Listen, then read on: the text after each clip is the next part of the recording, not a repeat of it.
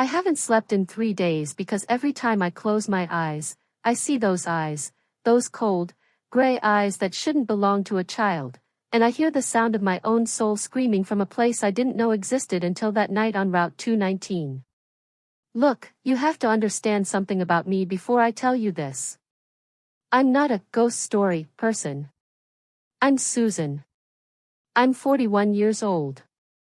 I work double shifts as a floor nurse at a long-term care facility in Clearfield, Pennsylvania. I'm the person who handles the bedsores, the dementia rants, and the quiet, heavy silence that follows a code blue. I deal in the physical, the tangible, the grit of life. I've seen death 100 times, and it always smelled like bleach and spent oxygen. It never scared me. Not until Tuesday night. It was one of those oppressive, humid nights in the Rust Belt where the air feels like a wet wool blanket. I was driving my 2012 Chevy Equinox, a car that's held together by prayer and duct tape at this point, heading home toward Du Bois. My head was spinning with numbers. Rent is 2 weeks late. My dad's insulin copay just tripled. My bank account was sitting at $12.43.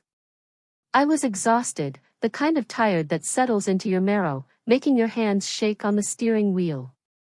The radio was just static, but I kept it on because the silence of the woods out here, it's too heavy.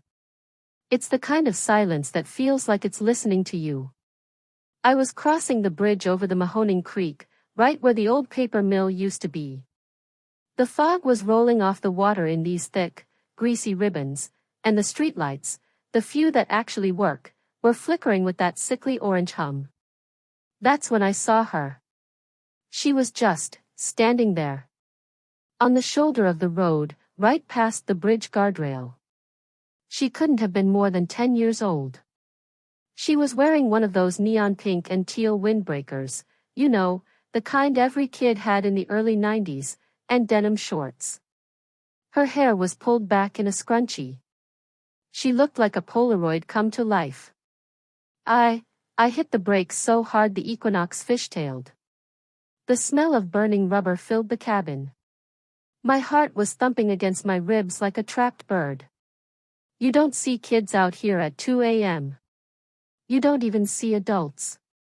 This stretch of road is nothing but dead trees and rusted-out dreams. Oh my God, I whispered. My first thought wasn't ghost.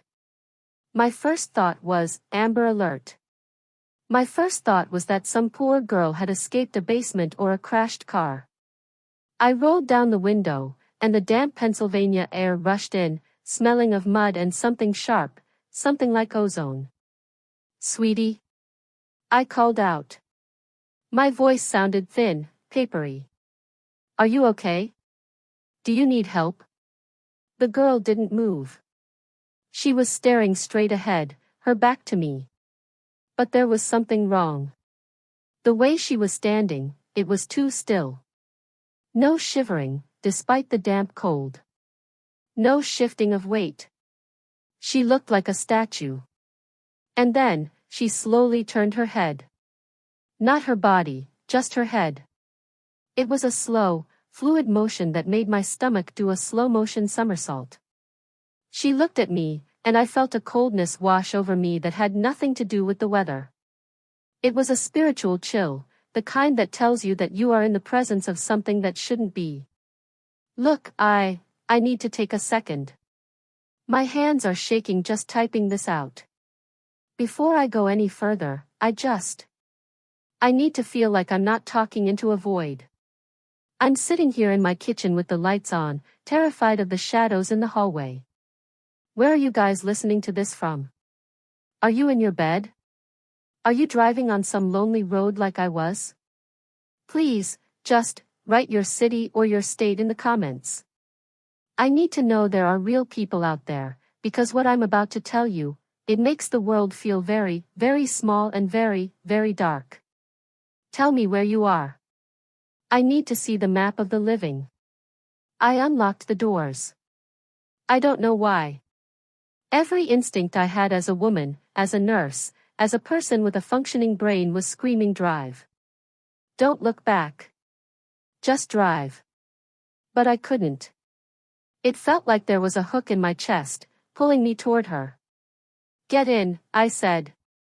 It's not safe out here. She walked toward the car. She didn't make a sound. No footsteps on the gravel. She opened the door, and the interior light of the Equinox flickered and died. She climbed into the passenger seat and pulled the door shut. The smell hit me then. It wasn't the smell of a child. It was the smell of a basement that hasn't been opened in 30 years. It was the smell of wet earth and ancient, stale lilies. It was the smell of a funeral home after the AC goes out. What's your name, honey? I asked, trying to keep my voice steady. My eyes were glued to the road, but I could feel her watching me. I could feel her gaze like a physical weight on the side of my face. She didn't answer. She just sat there, her small hands folded in her lap. Her skin was a pale, translucent gray, like the belly of a fish. And her eyes, they were too wide. They didn't blink. I started driving, my foot trembling on the gas pedal. I told myself I was taking her to the police station in Du Bois. I told myself I was doing the right thing. Where are your parents? I asked. Did you get lost? I'm not lost, she said. Her voice didn't sound like a child's. It had this resonance to it, like two people were speaking at once, a little girl and something much, much older. It vibrated in the floorboards of the car. It made my teeth ache. I've been here a long time, she continued. I gripped the steering wheel so hard my knuckles turned white. What do you mean, honey? How long? She turned her body then, fully facing me. The flickering light from a passing road sign illuminated her for a split second, and I saw it. There was a jagged, dark line running across her throat. It wasn't a shadow. It was a scar, no, it was a wound. A deep, impossible wound that should have been bleeding, but it was dry as parchment. I died here in 1994, she whispered. My heart stopped. I mean it, I felt that singular, agonizing pause in my chest. 1994, I was 5 years old in 1994. I was living in a different county. I didn't even know this road existed. Sweetie, you're confused, I stammered, my breath coming in short, jagged gasps. You're having a bad dream. We're going to get you some help. We're going to find a doctor. I died here, she repeated, her voice growing louder, more distorted. And I died because of you, Susan. The car began to shake. Not the normal vibration of an old engine, but a violent, rhythmic thudding, as if something massive was hitting the roof with its fists. The headlights began to dim, pulsing like a dying heartbeat. That's impossible, I screamed, tears blurring my vision. I was a baby. I didn't do anything. I don't even know who you are. She leaned closer. The air in the car turned freezing. I could see my own breath frosting in the air, thick, white plumes of terror. She reached out a hand, and her fingers were cold, colder than ice, colder than the grave. She touched my arm, and I felt a bolt of pure, unadulterated agony shoot through my body. It wasn't physical pain, it was a memory. Suddenly, I wasn't in the car anymore. I was somewhere else. I was in a dark room. I smelled cigarette smoke and cheap whiskey. I heard a man laughing, a mean, jagged sound. I heard a woman crying. And then, I heard a sound I will never, ever forget. The sound of a car door slamming and a high-pitched, terrified scream that was cut short by the screech of tires.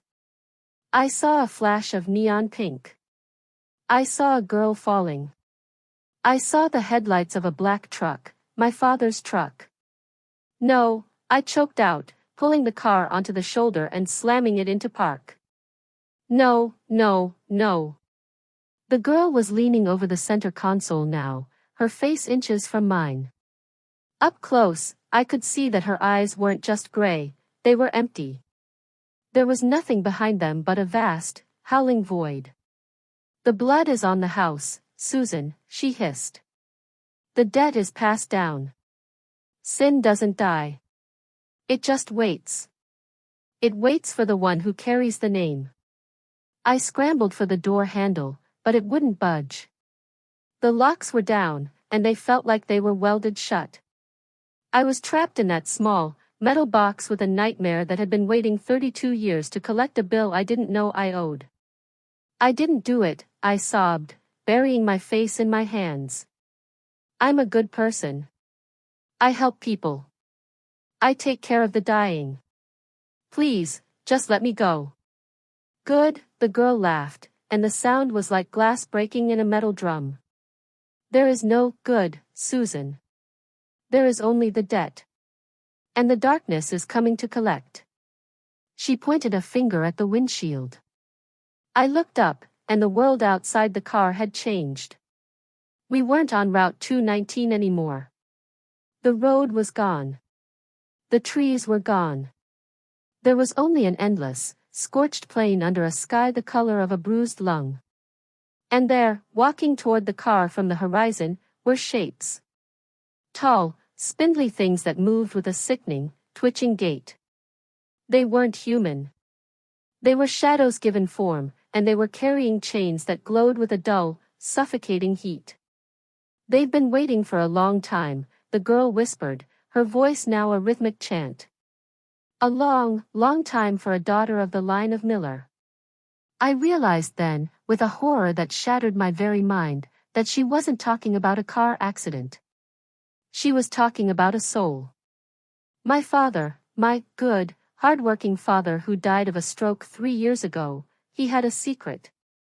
A secret that had followed him to the grave, and now, it had found me. The thudding on the roof grew louder. The windshield began to spiderweb, cracks spreading like frost from the center. One of those things, those entities, reached the front of the car. It pressed a face that wasn't a face against the glass. It had no eyes, only 2 burning pits of sulphurous light. I screamed then, a sound that tore my throat, but there was no one to hear me. I was in the place between worlds, the place where the things we hide are brought into the light. Please, I whispered, my voice failing. Someone, anyone, help me. The girl leaned in so close her lips brushed my ear. Her breath smelled like the bottom of a well. There is no help for the marked, she said. You're going where I am. You're going to the place where the fire never goes out and the worm never dies. And then, the windshield shattered. The glass didn't just break, it disintegrated. It turned into 1,000 diamond-sharp shards that sprayed across the dashboard, peppering my skin and drawing tiny, stinging beads of blood.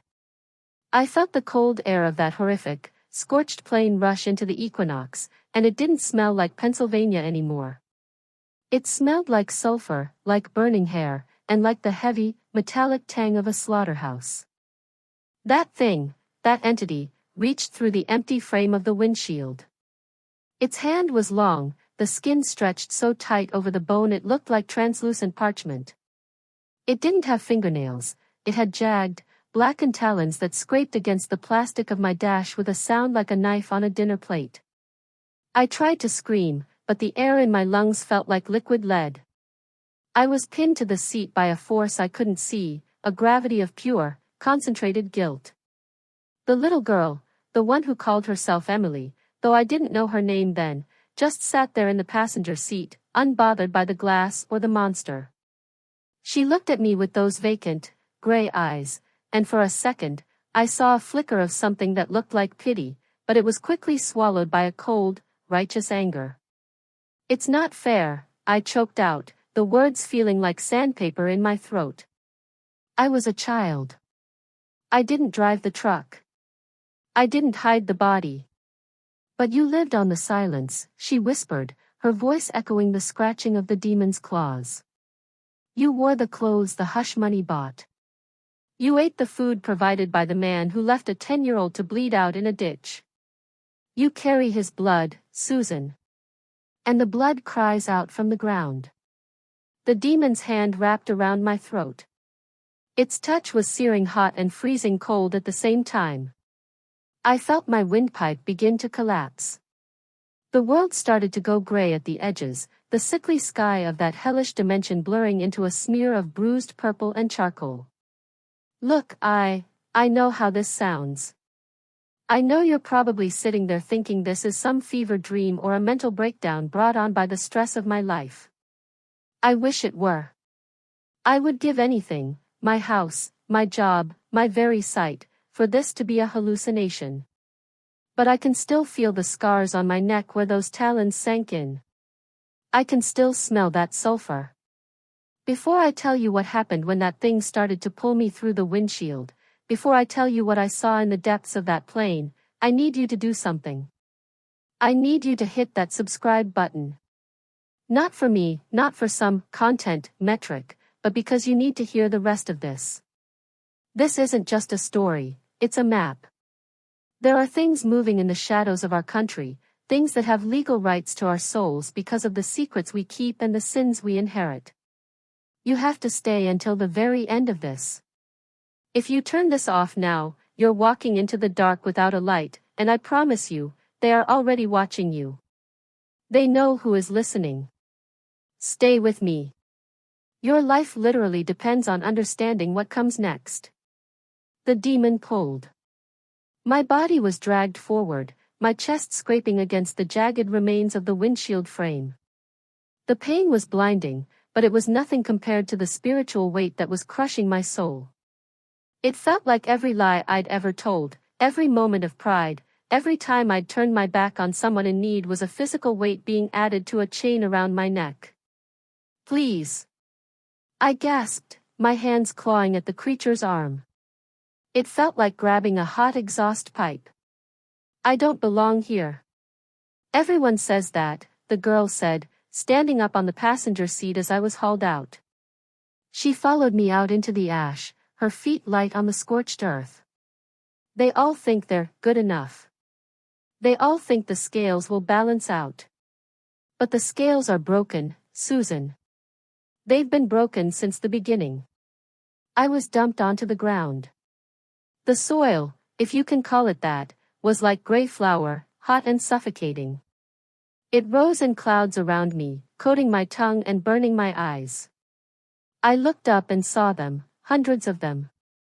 Those spindly, twitching shapes, standing in the distance, silhouetted against a horizon that was glowing with a dull, eternal fire. The entity that had pulled me out stood over me. Up close, it was terrifyingly tall, maybe 8 or 9 feet. It had no face, just a smooth expanse of gray, leathery skin, except for that vertical slit where a mouth should be, and those 2 burning pits for eyes. It leaned down, and I could hear it breathing. It sounded like the wind howling through a graveyard. Susan Miller, it hissed. The voice didn't come from its mouth, it resonated inside my skull. Claimed by the dead of the father. Claimed by the silence of the daughter. The gate is open. It reached down to grab my hair, to drag me toward that burning horizon. I tried to pray. I really did. I tried to remember the words my grandmother taught me in that little Lutheran church in Punxsutawney when I was a kid. Our Father, who art in heaven. But the words felt empty. They felt like cardboard in my mouth. I had spent 20 years ignoring God. I had spent my life thinking I was the master of my own fate, that as long as I didn't kill anyone or rob a bank, I was fine. I had treated Jesus like a spare tire, something you keep in the trunk just in case of an emergency, but you never actually check the air pressure. And now, in the middle of the ultimate emergency, I found the tire was flat. He can't hear you, the girl said, crouching down next to me. Her face was changing. The little girl features were melting away, revealing something older, something ancient and full of a cold, calculated malice. You never knew him. You just knew about him. There's a difference, Susan. A big, eternal difference. The demon began to drag me. My heels dug furrows in the ash. I looked back at my Equinox, sitting there with its doors open and its windshield shattered. It looked like a toy left behind in a war zone. It represented my whole life, my job, my bills, my little apartment, my exhaustion. It all seemed so incredibly, heartbreakingly pathetic. I had spent so much energy worrying about rent, and now I was being dragged into an eternity where money didn't exist, only the raw, naked reality of my soul's condition. Wait! I screamed, kicking at the demon's legs. There has to be a way out. There has to be mercy. The demon stopped. It turned its head, that smooth, featureless head, and looked down at me. The sulphurous light in its eyes flared. Mercy is for the repentant, the creature rasped. You are only afraid. There is no repentance in fear, only the desire to escape consequences. It was right. Even then, in the literal jaws of hell, I wasn't sorry for my sins. I was just terrified of the fire.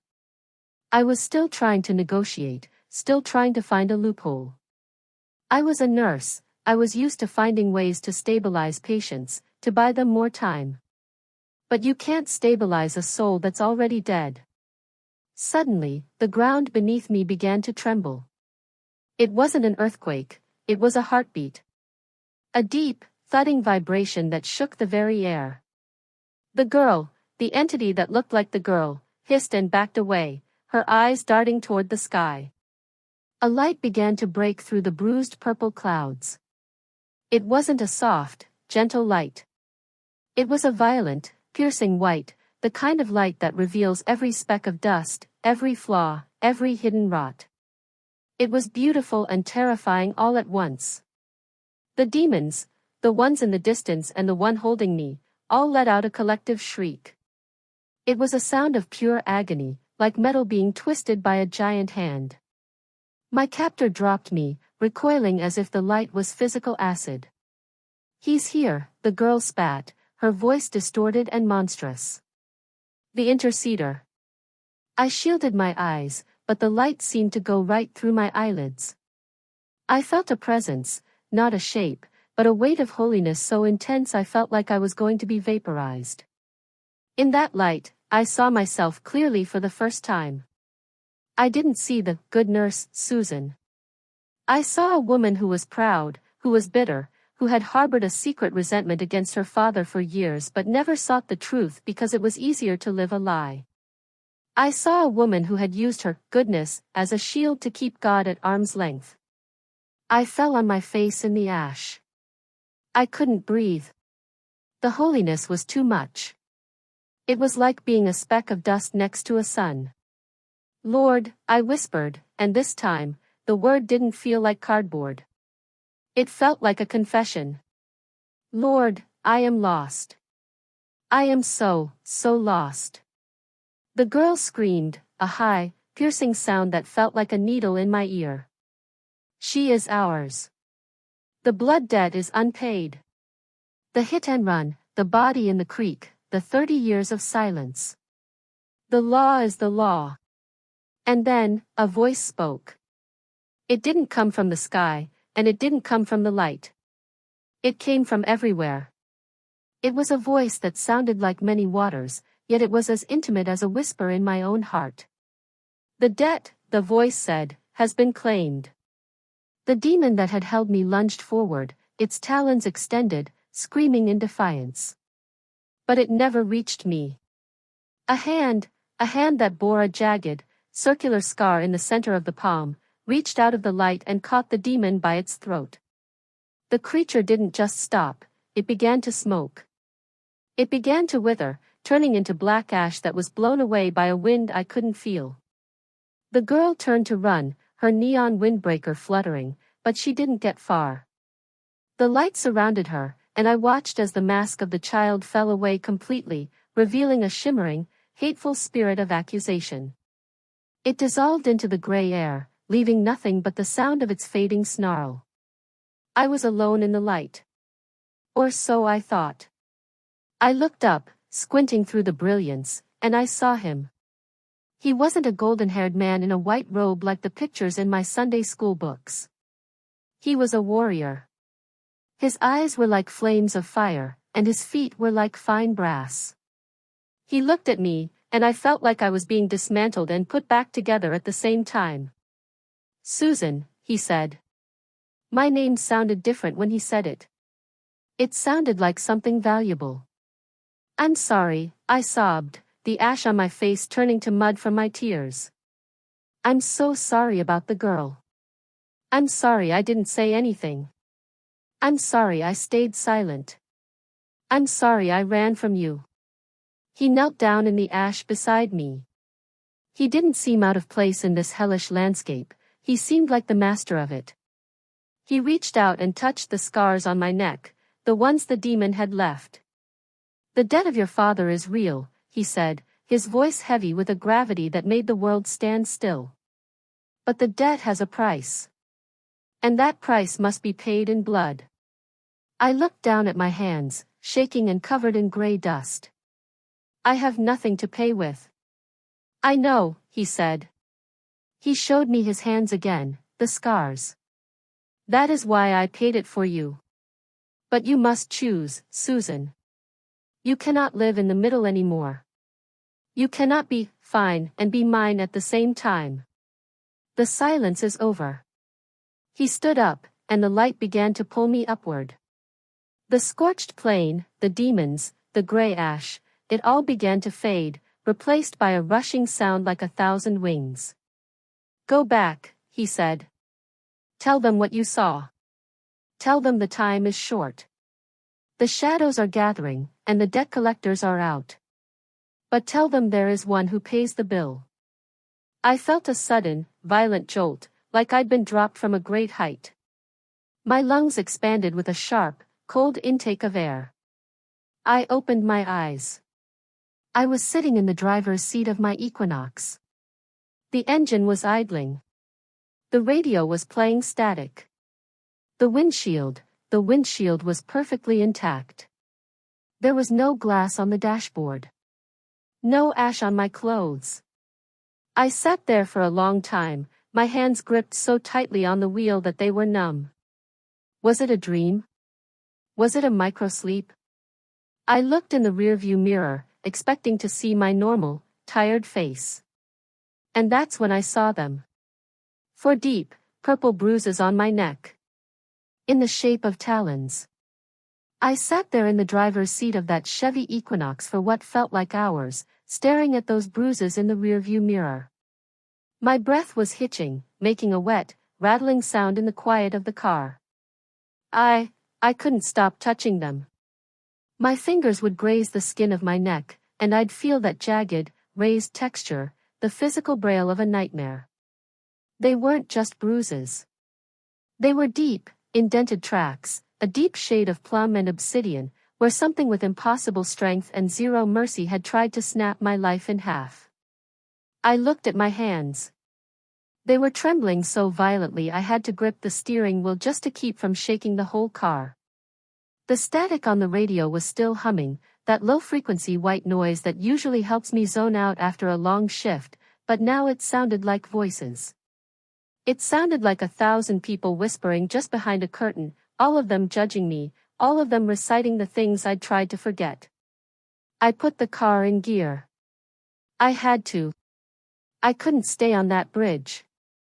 The fog was still there, hugging the Mahoning Creek, and the air still felt thick and wrong.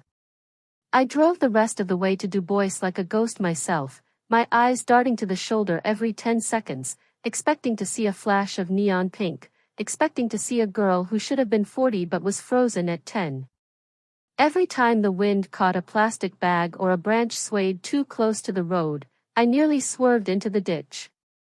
You gotta understand, I went home to a house that didn't feel like home anymore. I live in the old farmhouse my dad left me, a drafty, 3-bedroom place on the edge of town with peeling white paint and a porch that moans whenever the wind picks up. It's the house I grew up in. It's the house where my father, Harold Miller, sat in his recliner every Sunday afternoon, nursing a light beer and watching the Steelers, looking for all the world like a man with a clear conscience. I walked into the kitchen, the linoleum cold under my feet. The hum of the refrigerator felt deafening. I didn't turn on the lights. I couldn't bear to see my reflection in the window. I just sat at the kitchen table, staring at the framed photo of my dad on the sideboard. He was smiling in that picture, that big, booming, good old boy smile that everyone in Clearfield County loved. He was the guy who fixed people's tractors for free. He was the guy who donated to the volunteer fire department. He was the guy who, in 1994, supposedly hit a deer on his way home from a late-night haul in his Peterbilt and spent the next week depressed about the damage to his truck. "You lied," I whispered into the dark kitchen. My voice sounded like it belonged to someone else. "You didn't hit a deer, Dad. You hit a little girl." The silence that followed was heavy.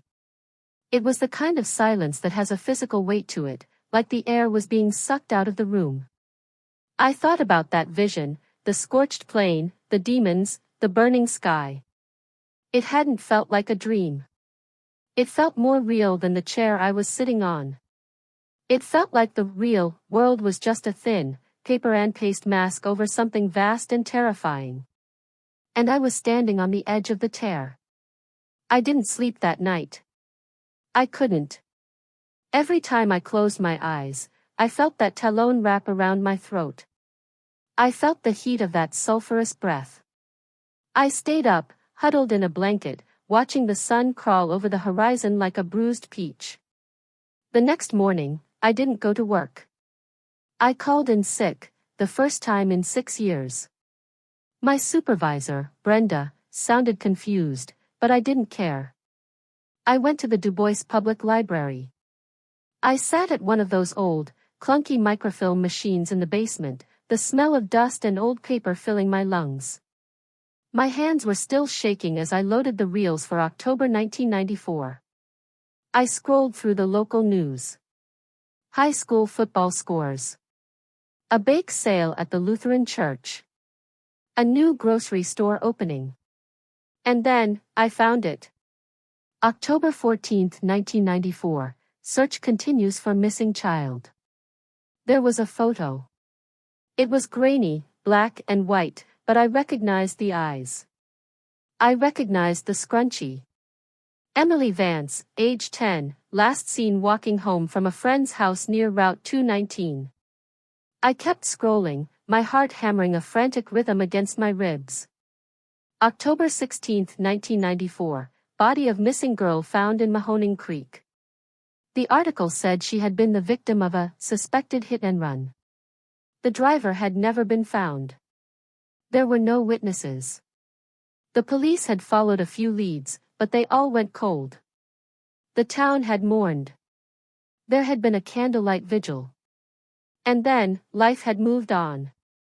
The world had swallowed Emily Vance, and my father had helped shovel the dirt. I leaned back in the plastic chair, the light of the microfilm machine burning my eyes. I felt sick. Not just upset, but a deep, systemic nausea that felt like it was coming from my very marrow. My father, the man who tucked me in, the man who taught me how to drive, the man I'd cried over at his funeral, was a killer. And he hadn't just killed her, he'd left her there in the mud and the dark, and then he'd lived 30 years of goodness on top of her grave. But it was more than that. I remembered what the girl, the entity, had said. The debt is passed down. I'm a nurse. I know about genetics. I know how we inherit heart disease and blue eyes and a predisposition for certain cancers. But until that moment, I didn't realize we could inherit sin. I didn't realize that the spiritual laws of this universe were so precise, so uncompromising. My father had incurred a debt he couldn't pay, and since he never sought forgiveness, never actually repented, the legal claim on his soul had extended to his house, his legacy, to me. I walked out of the library into the bright Pennsylvania afternoon, and the world looked off. You know that feeling when you're looking at something and it looks right, but your brain is screaming that it's wrong? Like a glitch in the matrix or something? That's how the street looked. The people walking into the coffee shop, the cars idling at the red light, the teenagers laughing on the corner, they all looked like cardboard cutouts. I could see the fragility of it all.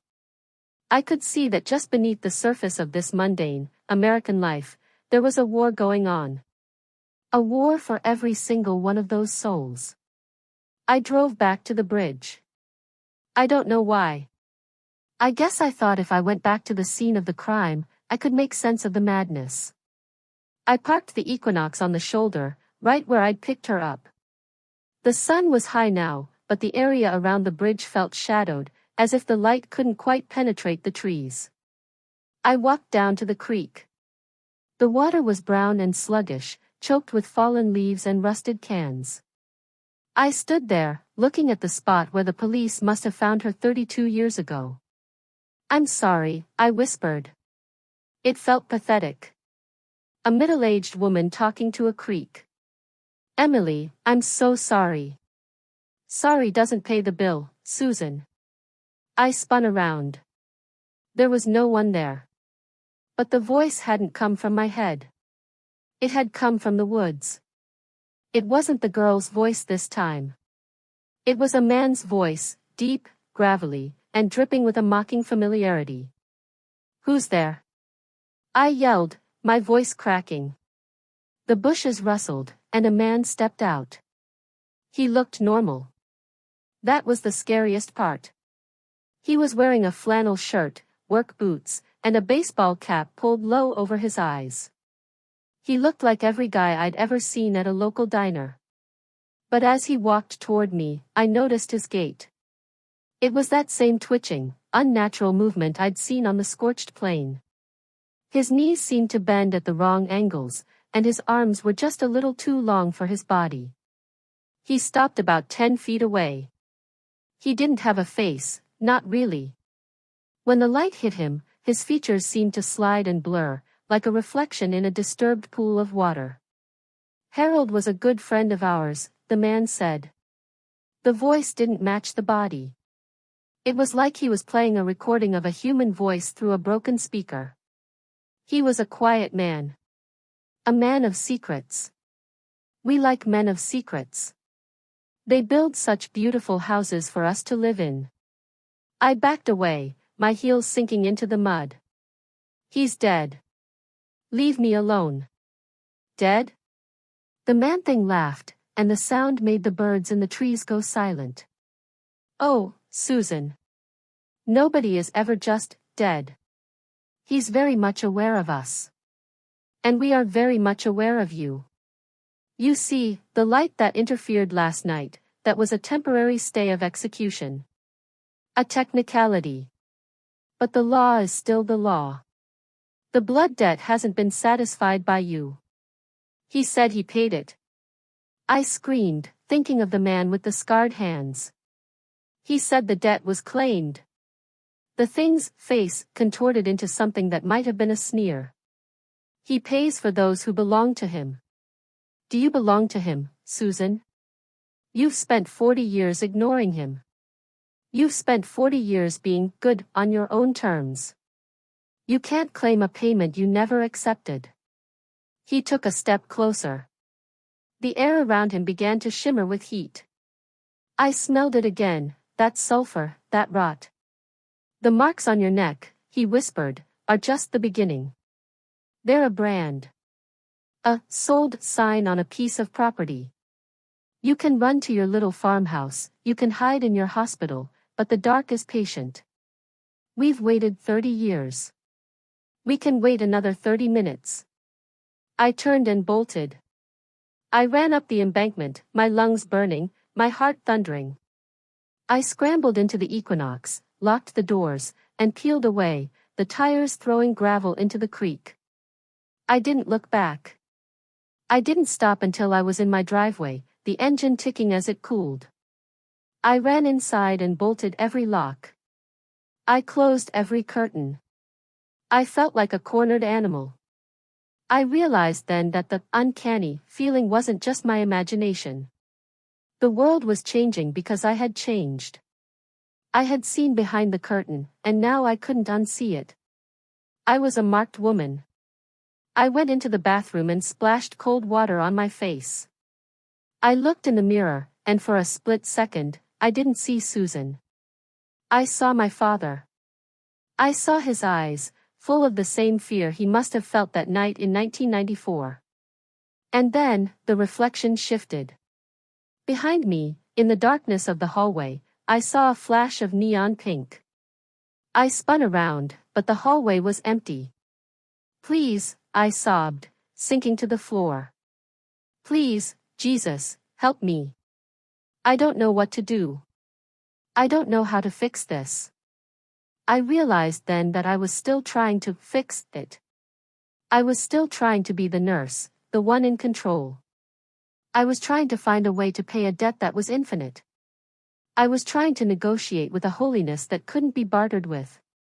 I stayed on that bathroom floor as the sun went down again. The house started to change. The shadows in the corners grew longer than they should have been. The hum of the refrigerator turned into a low, rhythmic chanting. The walls seemed to pulse, like the house itself was breathing. I thought about the man with the scarred hands. I thought about the light. Why had he saved me?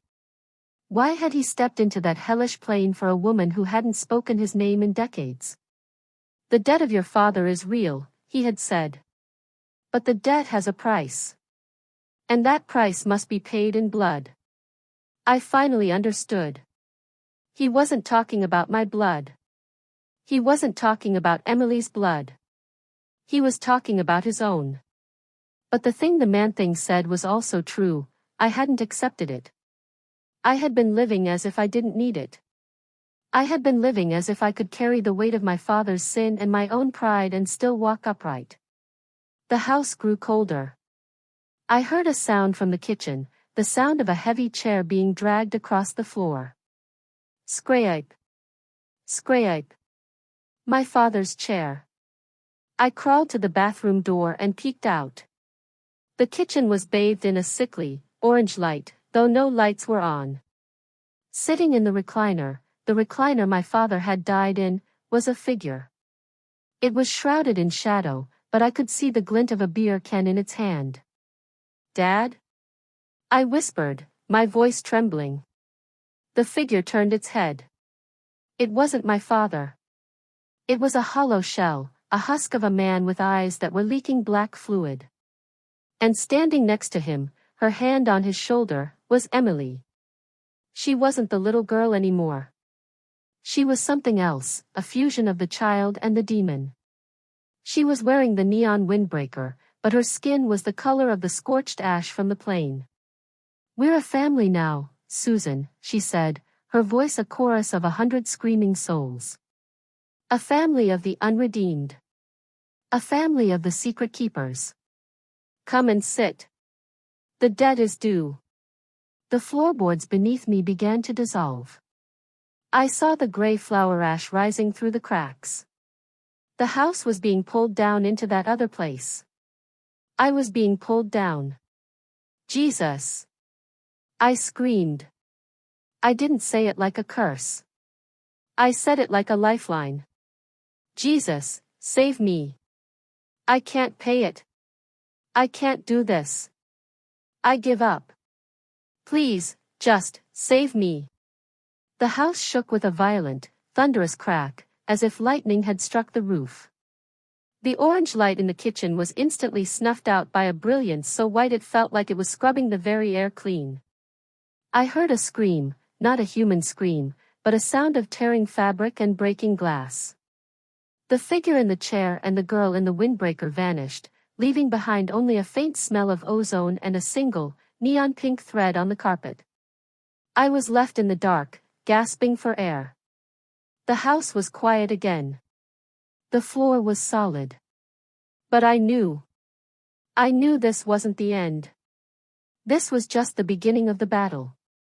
The debt had been paid on the cross, but the war for my soul, the war for every soul in this broken, silent country, was still raging. And I knew that if I stayed silent, if I didn't tell people what I'd seen, the shadows would just come back. They'd come back for the next generation. They'd come back for the people who think they're fine. I got up, my legs weak, and walked to the kitchen. I picked up the phone. I knew what I had to do. I had to go to the police. I had to tell them about my father. I had to bring the secret into the light, even if it destroyed his memory. Even if it destroyed my life. Because the light is the only thing the darkness can't touch. But as I reached for the phone, I heard a whisper from the corner of the room. A whisper that made my blood freeze. You think confession is enough, Susan? You think the light will stay? I turned, and I saw her. Just for a second. In the reflection of the oven door. She wasn't in the kitchen. She was inside the reflection. And she wasn't alone. I didn't just see her in the reflection of that oven door. I saw them. Behind Emily, behind that shimmering, distorted version of the girl my father killed, there was a line. A long, silent line of people stretching back into the shadows of my kitchen, standing in the space where my pantry and my mudroom should have been. They weren't monsters, not at first glance. They looked like us. They looked like Pennsylvanians. There was a man in an old-fashioned coal miner's cap, his face smeared with soot that looked like dried blood. There was a woman in a floral housecoat from the 50s, her neck tilted at an impossible, broken angle. There was a teenager in a varsity jacket with a hole in his chest where his heart should be. They were all staring at me through the glass of the oven door.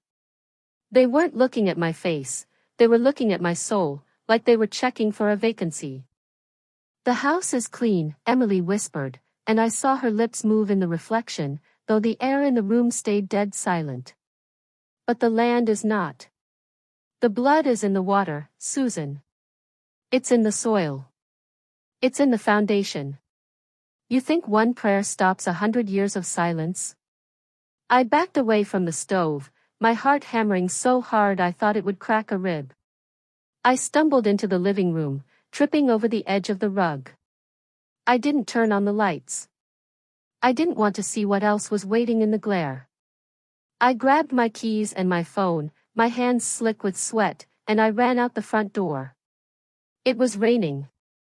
Not a normal rain, but a heavy, cold downpour that felt like it was trying to wash the skin right off my bones. I got into the Equinox, the car I now hated, the car that felt like a rolling coffin, and I just drove. I didn't have a plan. I just needed to be away from that house. I needed to be somewhere with people, somewhere with bright lights and the hum of normal, boring life. I ended up at a 24-hour Sheetz gas station on the edge of town.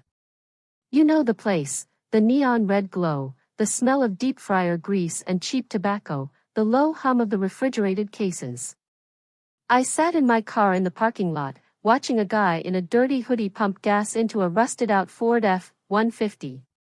He looked so normal. He looked so safe. I wanted to scream at him. I wanted to run out and grab his shoulders and tell him that the world is a lie, that there are things under the asphalt waiting to pull us down. I looked at my phone. 3:42 a.m. I opened my contacts. I scrolled past my friends, past Brenda from work, past the dentist. I stopped at a name I hadn't called in years. David Miller. My cousin. He's a detective with the state police over in Butler County. We haven't talked since my dad's funeral. He was always the black sheep, because he actually left the county, actually tried to make something of himself. My thumb hovered over the call button. If I did this, there was no going back. If I told him what I'd found in the library, what I'd seen in the vision, I was turning my father into a monster in the eyes of the world. I was destroying the Miller name. I was admitting that my life, my comfortable, good life, was built on the bones of a 10-year-old girl. The silence is over, the voice in the light had said. I hit call.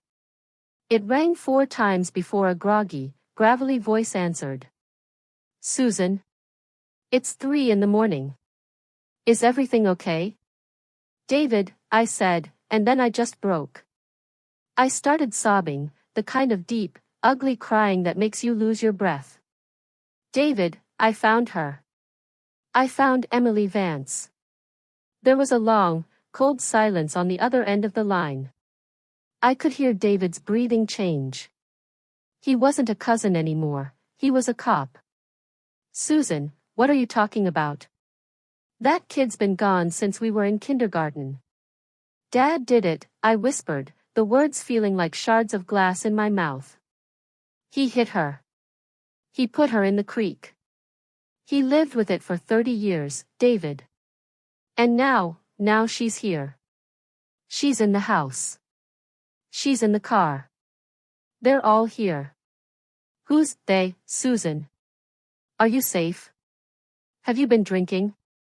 Look, I snapped, the fear turning into a jagged, desperate anger. I'm at the sheets on Route 322. I have the marks on my neck to prove it. I saw him, David. I saw the man with the scarred hands. He saved me, but he told me I had to choose. I'm choosing. You need to open the file. You need to look at the Peterbilt's maintenance records from October '94. You need to look at the old barn behind the house, the one Dad never let me go into. Susan, stay where you are, David said, his voice urgent now. I'm calling the local barracks. I'm going to have someone come pick you up. Just stay in the light, okay? I hung up. I sat there, the phone vibrating in my hand. I felt a tiny, microscopic sliver of relief, like a pressure valve had been turned. But the relief was instantly swallowed by a wave of cold, prickling dread. The windows of the Equinox started to fog up. Not from my breath, it was too fast, too thick. It was like a white curtain was being drawn around me. I reached for the defrost, but the knob wouldn't turn. It felt like it was fused to the plastic. Then, I heard it. A soft, rhythmic thudding. Thump. Thump. Thump. It was coming from the back of the car. The trunk. I froze. I didn't want to look in the rearview mirror. I knew what I'd see. I knew I'd see the girl, or the man-thing, or my father's hollowed-out husk. But I couldn't help it. My eyes drifted upward, drawn by a force that felt like a magnetic pull. The back seat was empty. But the fog on the rear window was clearing, and someone had written something in the condensation. 5 words, in a shaky, childish scrawl. He can't reach you here. The car rocked violently, as if a semi-truck had just brushed past me at 80 miles an hour. But there was no truck. The parking lot was empty. The guy in the hoodie was gone. The lights of the sheets were still on, but they looked dim, as if the darkness was physically crowding the electricity. I'm not afraid, I whispered, though every cell in my body was screaming. I'm not yours anymore. The radio snapped on. Full volume. Static, at first, that soul-grinding white noise, and then a voice broke through. It wasn't the man-thing. It was my father. Susie Q, the voice said. It was his voice, the one he used when he was tucking me in, the one that used to make me feel safe. Why are you doing this, honey? Why are you hurting the family? I did it for you. I didn't want you to grow up without a father. I didn't want you to be the daughter of a prisoner. I did it all for you. You did it for yourself. I screamed at the dashboard. You let her rot in a creek for yourself. You let me carry your shame for yourself. The debt doesn't go away just because you talk, Susan, the voice said, and now it was dropping in pitch, becoming that gravelly, monstrous resonance. The dark doesn't care about your confessions. The dark cares about the blood. You're making it worse. You're making them hungry. Suddenly, the passenger side window shattered. I didn't even see what hit it. A rock? A fist? The glass sprayed across the seat, and a hand, that long, gray, spindly hand, reached in and grabbed the steering wheel. It wasn't trying to pull me out this time. It was trying to turn the wheel. The car's engine roared to life on its own. The RPM's needle buried itself in the red. I slammed my foot on the brake, but the pedal went to the floor with zero resistance. No! I yelled, clawing at the gray hand. The car shifted into drive. The tires screamed as they found traction on the wet asphalt. The Equinox shot out of the parking lot like a bullet, heading straight for the concrete barrier at the edge of the embankment. I closed my eyes and screamed the only name I had left. Jesus! The car lurched. I felt a sensation like a giant hand had slammed into the front bumper, stopping the car dead in its tracks. My head snapped forward, and for a second, everything went black. When I opened my eyes, the car was idling at the edge of the barrier. The engine was quiet. The gray hand was gone. The radio was dead. I sat there, gasping for air, the smell of burnt rubber and ozone filling the cabin. I looked out the shattered window. Standing in the glow of the gas station lights, about 20 feet away, was a man. He wasn't the man with the scarred hands. He was wearing a state trooper's uniform. He was standing next to a cruiser, his blue and red lights flashing, casting a rhythmic, pulsing glow across the wet pavement. He had his hat pulled low, and he was writing something on a clipboard. I fell out of the car, my legs giving way as I hit the ground. I crawled toward the lights. "Help me," I choked out. "Please, help me." The trooper didn't look up. He just kept writing. "Officer?" I called out, my voice raw. "Please, there's something in my car." He finally looked up. He didn't have a face. He had a smooth expanse of gray skin, with two burning pits of sulfurous light where his eyes should be. He adjusted his hat, and as he did, I saw the name tag on his chest. Miller. He smiled, or rather, the skin where his mouth should be split open in a jagged, vertical line. "Shift's almost over, Susan," he rasped. "Time to go home." I scrambled backward, my hands scraping on the asphalt. I looked around, desperate for the real world, but the sheets was gone. The road was gone. I was back on the bridge.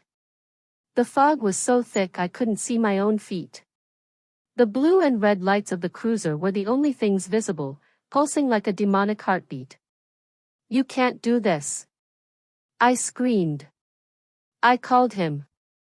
I called David. "The light is coming."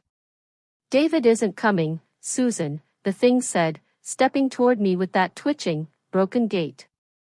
"Nobody is coming. You're in the place where secrets go to die. And you have so many secrets." He reached for his belt, for his handcuffs. But they weren't metal. They were made of that same glowing, suffocating heat I'd seen on the plane. "Wait," a voice whispered. It was Emily. She was standing right behind the trooper. But she looked different now. She was translucent, her neon windbreaker faded to a dull gray. She looked tired. She looked small. "She's telling," Emily said. She told the man in the light. The trooper thing froze. He hissed, a sound like steam escaping a pipe. "It doesn't matter. The debt is ancestral. The daughter pays for the father. That is the law of the shadow." "But I don't want her," Emily said. Her voice was thin, like a dying candle. "I want to go home. I want the light." The trooper turned on her, his hand raised to strike. "You are the anchor. You stay until the debt is collected." "No," I said, standing up. My legs were shaking, but I felt a sudden, fierce clarity. "She's not the anchor." I was. My silence was the anchor. My father's pride was the anchor. But I'm not silent anymore. I looked at the trooper thing, at the demon wearing my family name. In the name of Jesus, I said, and the words felt like they were vibrating in my very DNA. Get away from her. And get away from me. The demon laughed, a jagged, hideous sound. Names have no power without blood, Susan. Where is the blood? I held out my hands. They were covered in small cuts from the shattered windshield. They were bleeding, tiny, red droplets that fell into the gray ash of the bridge. The blood was already shed, I said, my voice growing stronger. The man with the scarred hands. He showed me. He paid the bill. You're just a debt collector with a fraudulent claim. And I'm calling the High Court. The demon shrieked. It lunged at me, its gray hands becoming claws, its face opening into a void of pure darkness. But as it reached me, the blue and red lights of the cruiser suddenly turned white. A brilliant, blinding, holy white. The bridge shook. The fog was ripped away by a wind that tasted like mountain air and cedar. I saw the demon disintegrate, not into ash, but into nothingness. It vanished like a shadow in the noon sun. I looked at Emily. She was standing in the white light, looking up. The jagged wound on her throat was gone. Her skin was warm, glowing with a soft radiance. She looked at me, and for the first time, she smiled. It was a real smile. A 10-year-old smile. Thank you, Susan, she whispered. And then, she was gone. I was standing alone on Route 219. The sun was just beginning to peek over the trees. The rain had stopped. My Equinox was sitting on the shoulder, its passenger window shattered, its engine cold. I checked my phone. One outgoing call. David Miller. 4:12 a.m. I didn't wait. I got back in the car and drove. I drove straight to the state police barracks in Du Bois. I walked into the lobby, smelling of sulfur and wet earth and blood. The sergeant at the desk looked up, his eyes widening. Can I help you, ma'am? I leaned against the glass, my head spinning. My name is Susan Miller. I'm here to report a murder. October 14, 1994. My father, Harold Miller, was the driver. And I have the evidence in the barn. As I spoke the words, I felt something shift. Not in the room, but in the air around me. The heaviness, the uncanny feeling that had haunted me for 3 days, was gone. The world looked sharp. It looked real. But I knew the battle wasn't over. Because as the sergeant started typing, I looked at the security monitor behind him. I saw myself standing at the desk. I saw the sergeant. And I saw, standing just behind me, a line of people. The coal miner. The woman in the housecoat. The boy in the varsity jacket. They weren't threatening me anymore. They were waiting. They were waiting for someone to tell their stories. They were waiting for someone to bring their darkness into the light. And I realized then that my life as a nurse, taking care of the physical body, was just the beginning. There's a whole country full of people living in houses built on secrets, driving on roads paved with silence, thinking they're good, while the debt collectors are knocking on their doors. I looked into the camera, into the lens that was recording my confession. You have to listen, I whispered. You have to listen before it's too late. The sergeant didn't say a word for a long, agonizing minute. He just stared at me, his eyes tracking the purple bruises on my neck, then flickering up to my face, which I knew must have looked like a map of a war zone, swollen from crying, smeared with the gray ash of a place that shouldn't exist, and pale as a shroud. The only sound in that small, cramped precinct lobby was the hum of a vending machine in the corner and the rhythmic clack-clack-clack of a printer in the back room. It was so normal. So aggressively, mundanely American. There was a poster on the wall about a coffee with a cop event and a stack of brochures for a local addiction recovery program. It felt like a fever dream, standing there in the middle of all that normalcy while the air around me still vibrated with the screams of a demon that had worn my father's face. Susan. I turned. David was there. He must have driven like a madman from Butler. He looked disheveled, his eyes bloodshot, his service weapon holstered at his hip but his jacket unzipped. He didn't look like a detective right then, he looked like my cousin, the boy I used to catch lightning bugs with in the summers before the world turned cold. He walked toward me, his boots clicking on the linoleum, and he stopped short when he saw the bruises. My God, Susan, he whispered. He reached out to touch my arm, but I flinched. I couldn't help it. Every touch felt like a threat now. The local guys called me. They said a woman matching your description was at the Sheets. They said there were reports of a car driving erratically, like it was being possessed. I told you, David, I said, my voice sounding like I'd swallowed glass. I told you on the phone. It's over. The secret is out. We have to go to the barn.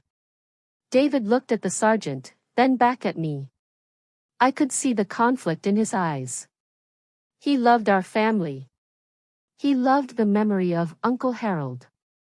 But he was a man of the law, and more than that, I think he could feel the same wrongness in the air that I did. He could feel the weight of the silence that had sat on our family for 32 years. Okay, David said, his voice dropping an octave. Okay. We'll go. Sergeant, get a forensic team and a warrant for the Miller property on Route 219. I'm taking her in my car. The drive back to the farmhouse was silent. The rain had turned into a fine, misty drizzle that clung to the windshield like sweat. We passed the bridge, the spot where it all happened, and I didn't look. I couldn't. I just stared at my hands in my lap. I felt empty. The terror had been replaced by a hollow, aching exhaustion.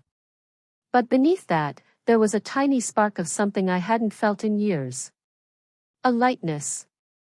We pulled into the gravel driveway. The farmhouse looked smaller than I remembered. It looked fragile. The white paint was gray in the pre-dawn light, and the porch swing was swaying gently, though there was no wind. The forensic team arrived 20 minutes later. 3 black SUVs and a van. Men in white Tyvek suits started unloading gear. It looked like a movie set, something out of a true crime documentary. But this was my life. This was the house where I'd celebrated Christmases and birthdays. This was the house where my father had sat in his recliner, hiding a body in his heart while he watched the evening news. The barn, Susan? David asked, standing by the driver's side door. The back corner, I said, pointing toward the old, weathered structure that stood about 50 yards behind the house. Under the floorboards. Where the old Peterbilt parts are stored. He told me never to go in there. He told me the floor was rotting and it wasn't safe. I watched them go in. I stayed by the car, wrapped in a heavy wool blanket someone had shoved into my hands. I watched the flashlights dancing inside the dark mouth of the barn. I heard the sound of a crowbar prying up wood. Scree-crack. Scree-crack. It sounded like bone breaking. It took them nearly an hour. When they came out, nobody was talking. One of the technicians was carrying a small, mud-caked bundle in a plastic evidence bag. It was a neon pink windbreaker. Or what was left of one. And there was something else. A rusted-out license plate from a 1992 Peterbilt. And a small, tarnished locket. David walked over to me. He looked older. Like he'd aged 10 years in 60 minutes. He didn't say anything. He just nodded. The debt, I whispered. Is it paid now? In the eyes of the Commonwealth? David said, his voice shaking. Yeah, Susan. It's paid. We'll have to run DNA, but we found her. We found Emily. But I knew better. I looked past David, toward the edge of the woods. The line was still there. The coal miner. The woman in the housecoat. The boy in the varsity jacket. They were standing at the tree line, watching the police, watching the light. They weren't gone. And that's when it hit me, the most terrifying realization of all. It wasn't just about my father. It wasn't just about the hit and run. My father's sin was the entry point, the legal door that allowed the darkness into our home. But the darkness was already there, waiting for any crack, any lie, any moment of pride to slip through. And I realized that for 40 years, I had been building my own barn. I had been prying up my own floorboards and hiding my own secrets, my bitterness, my judgment of others, my absolute, arrogant certainty that I didn't need God because I was a good person. I had been nursing people at the hospital, thinking I was better than them because I was the one with the stethoscope and they were the ones in the beds.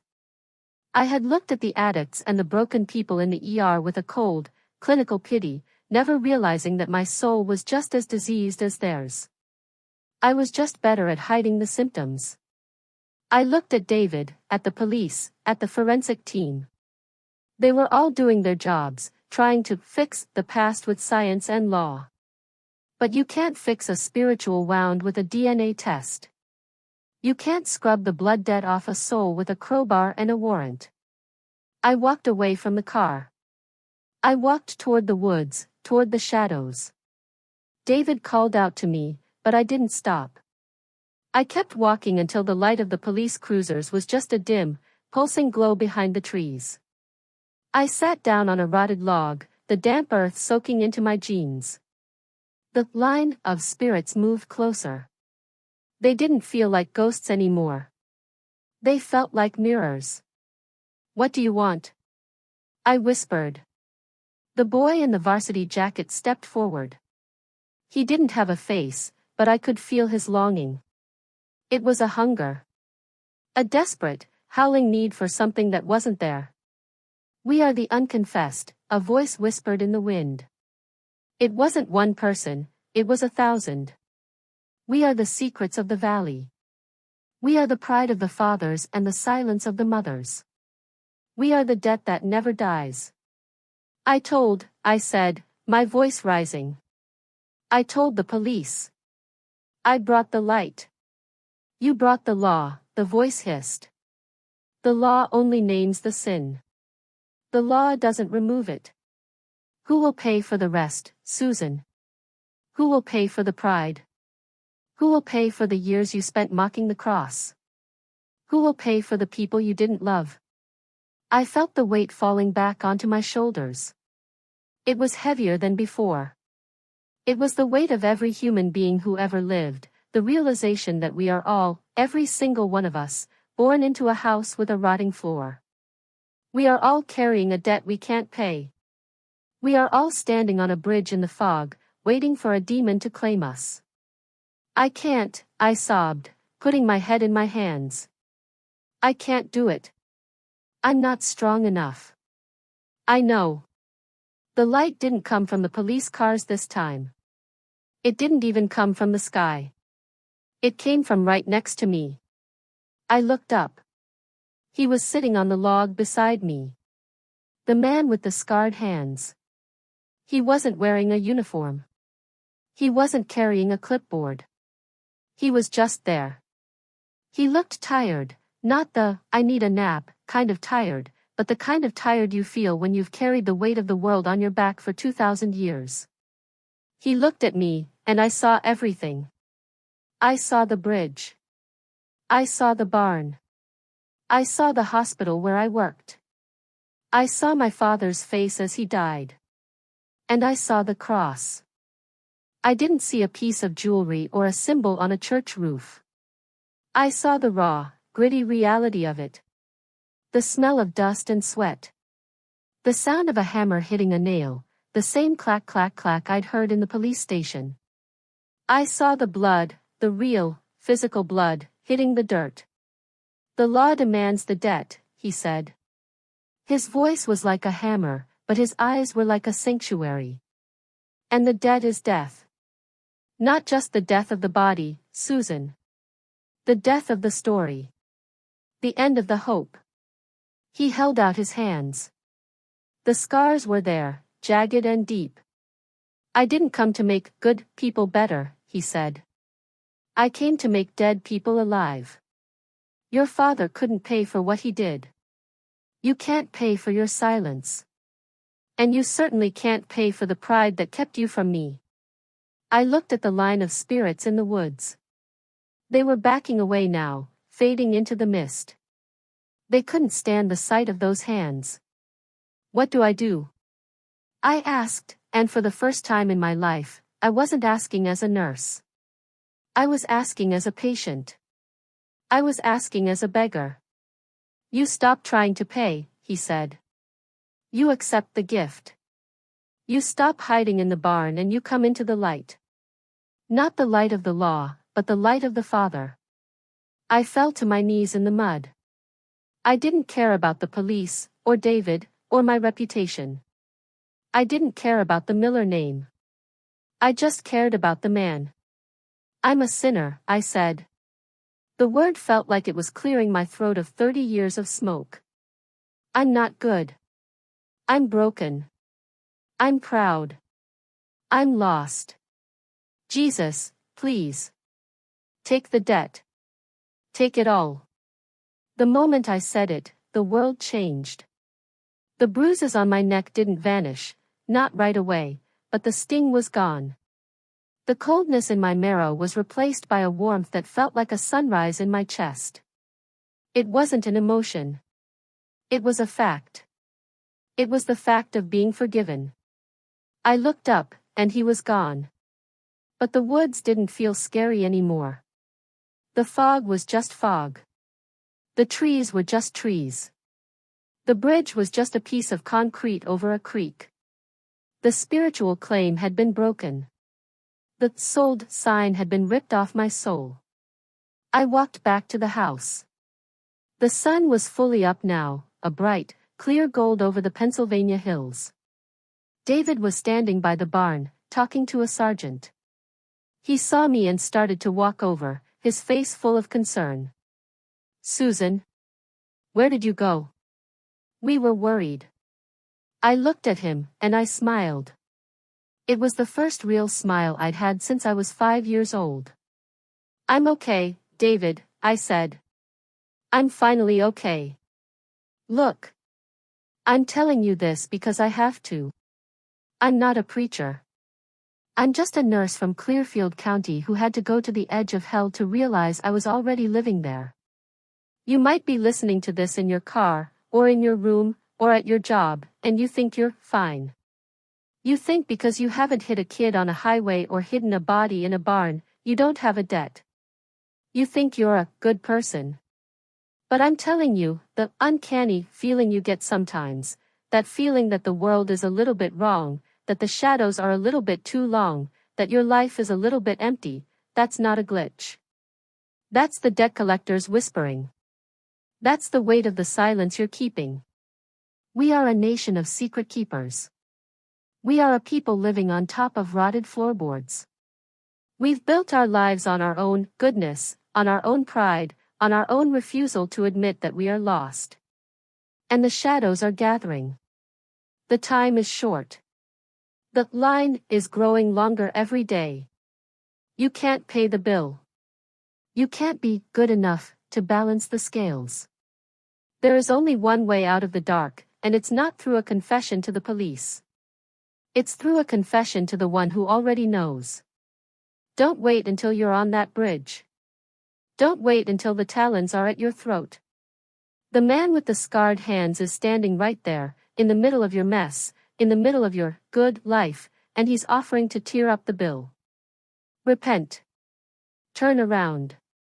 Stop running from the light. Because the light is the only thing that can turn a house of secrets into a home. My name is Susan Miller.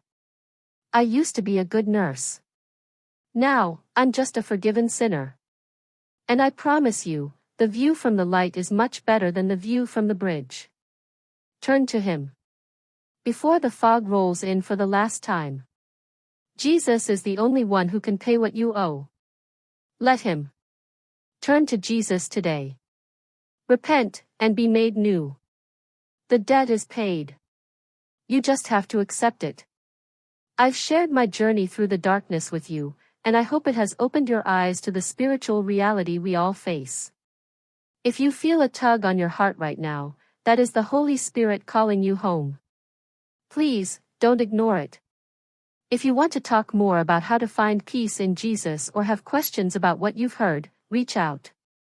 The light is waiting for you.